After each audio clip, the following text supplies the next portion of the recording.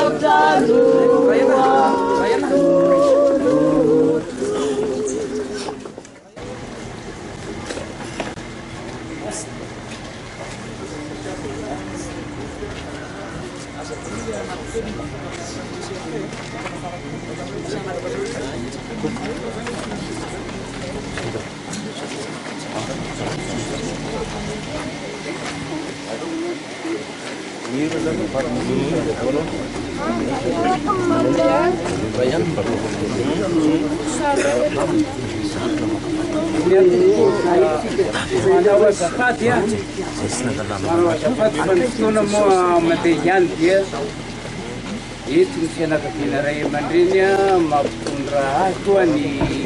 teny eto. Araka ny fitenisika moa dia hoe ny farafitiavana ny matina ny movomaly dia alevo. Dia natateraka ny fandevenana ka ny sy azo hidirana dia zao manolotra fisaorana ny fianakaviana amin'ny fieretasika teto nanomboka hatramin'ny maly tontolon'ny haly ary Andriamanitra moa isaorana voalohany nampisy ny androny lamina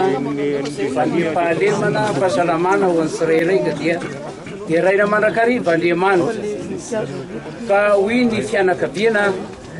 zay misy ny manjofa sika mianakavy moa miaraka hoy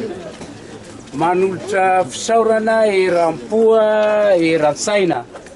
amin'ny fitiavana lehibe tokoa nasehosika fiombonana fiarahana miory amin'izay manana fahoriana satria iray foa iray aina isika.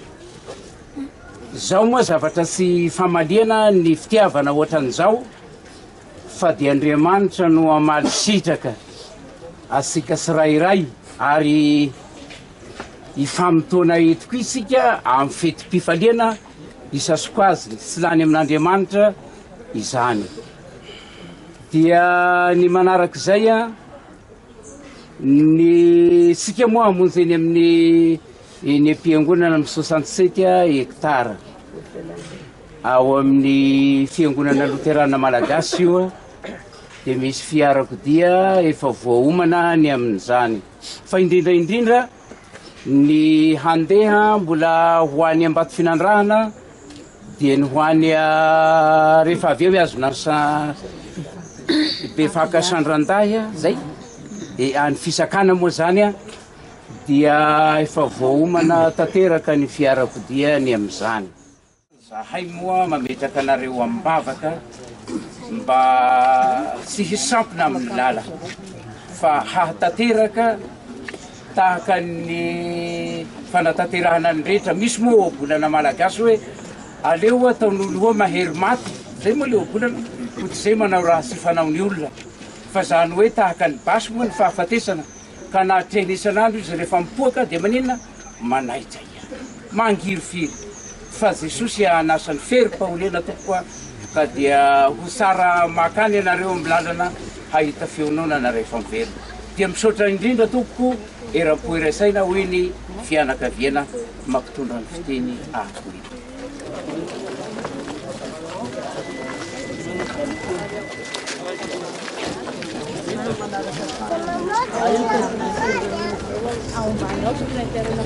Ao,